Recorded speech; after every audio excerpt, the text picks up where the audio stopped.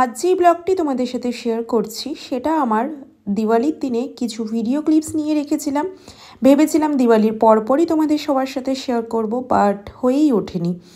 তো আমি দিওয়ালির দিনে সবাই যা করে সেটাই আমি করেছিলাম, মানে পুরো বাড়িটিকে মোম দিয়ে প্রদীপ দিয়ে যত রকমভাবে সাজানো যায় সেরকমভাবে সাজিয়েছিলাম। আর তার আগে মোটামুটি দুদিন আগের থেকে তো লাইটিং, পুরো বাড়িতে লাইটিং লাগানোই হয়েছিল। তো দেখো তোমরা আমার মানে উপরের বারান্দাটা কেমন লাগছিল, খুবই মানে সুন্দর লাগছিল। আমি না খুব একটা বেশি মানে ছিমছামি ভালোবাসি, মানে খুব একটা বেশি ঘিচিমিচি লাইটিং আমার ভালো লাগে না। তো আমি হালকার মধ্যে সুন্দর করে একটু সাজিয়েছিলাম আমার বাড়িটিকে।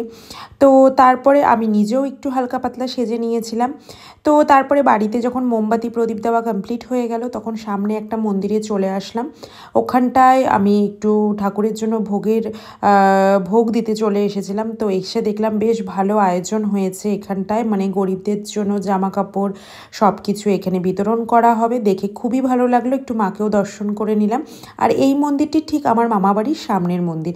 তো মামাবাড়ির থেকেও একটু ঘুরে গেলাম আর এখানটায় একটু মন্দিরেও। তো তারপর আমরা সোজা চলে আসলাম অভিষেকের মামার বাড়িতে। তো ওখানে এসে দেখি মানে আমার দেওর, মানে আমার বড় মামা শ্বশুরের ছেলে আইসক্রিম বানিয়েছে। মানে আইসক্রিমের টেস্টটা এতটাই টেস্টি হয়েছিল কি বলবো তোমাদের। তো সবাই মিলে আমরা বাটিতে করে আইসক্রিম টেস্ট করতে বসে পড়লাম। তো মণিমা, এটা হচ্ছে আমার বড় মামি শাশুড়ি, ওই যে বড় মামা শ্বশুর, সবাই মিলে সবার একটাই আনন্দ আমার ছেলেকে নিয়ে।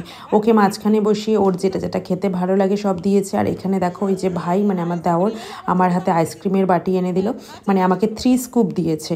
কারণ আমি সবথেকে বেশি মানে আইসক্রিমের ওপরে মানে লোভ দিয়ে বসে থাকি, তো যার জন্য আমাকে একটু বেশিই দিয়েছে। তো তারপরে সবাইকে আবারও করে বলেছে, 2 স্কুপ দেওয়ার পরও সবাইকে বারবার করে বলছিল আরও লাগবে কিনা। ও অনেকটা পরিমাণে বানিয়েছে সবার জন্য, যেন কারো কোনো রকম কমতি না হয়। তো আমরা বাজি ফাটানোর আগে প্রথমেই এসেই আগে আইসক্রিম, ঝুড়ি ভাজা আরও নানা রকমের স্ন্যাক্স ট্রাই করলাম। তারপর সবাই মিলে এসে বাজি ফোটাতে চলে আসলাম।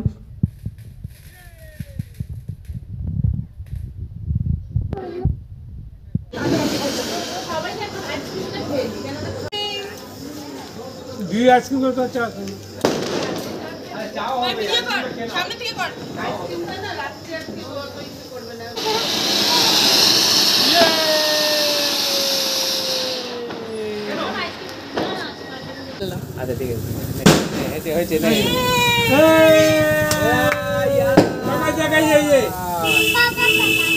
হ্যাপি দিওয়ালি। হ্যাপি দিওয়ালি। একটু পিছনে মাথা দেখো, হ্যাপি দিওয়ালি। এরপর একে একে করে ফ্যামিলির সবাই এসে যে কোনো একটা করে বাজি ফাটালো, মানে কেউ চরকি ধরাচ্ছে, কেউ তুবড়ি, কেউ তারাবাতি, মানে সবাই মিলে। মানে এটা আমার মানে ভাই, মানে দেওরের ইচ্ছে ছিল যে কেউ যেন বাড়ির সবাই যেন একটু একটু করে হাত দিয়ে বাজি ফাটায়। এটাই একটা আনন্দের দিন, মানে বাজিটা তো আর সবসময় ফাটানো হয় না। এই দিনটাতে যেন আমরা কেন শুধু ছোটরা ফাটাবো, সবাই যেন ফাটায়। তো আমরা সবাই মিলে একটু একটু করে ধরালাম আর দারুণ মজা করলাম, মানে খুবই মজা হলো। এরপর আমাদের যে মানে ডিনারের খাবার দাবার ছিল সেটাও মানে এই মামার বাড়িতেই ছিল, মানে বড় মামা শ্বশুরের ঘরেই খাওয়া দাওয়ার আয়োজন ছিল। তো আমরা বাজিটা যে ফাটানো কমপ্লিট হয়ে যাওয়ার পর চলে গেলাম সবাই রাত্রের খাবারটাকে কমপ্লিট করতে, কারণ রাত হয়ে যাচ্ছিল অনেক। তো সবাই বসে পড়লো, মানে সবাই একদম গোল করে বসে পড়েছে। আর এখানটায় সব খাবারের অ্যারেঞ্জমেন্ট করছে ভাই আর মণিমা। দেখো এখানে আমাদের খাবারের আইটেম ছিল হচ্ছে ছোলে কুলচে।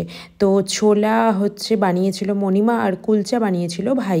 ও ভীষণই ভালো টেস্টি রান্না করে, মানে ওর হাতের একবার রান্না খেলে মানে তোমরা মানে নিজের হাতের রান্নাও ভুলে যাবে, এতই টেস্টি রান্না করে।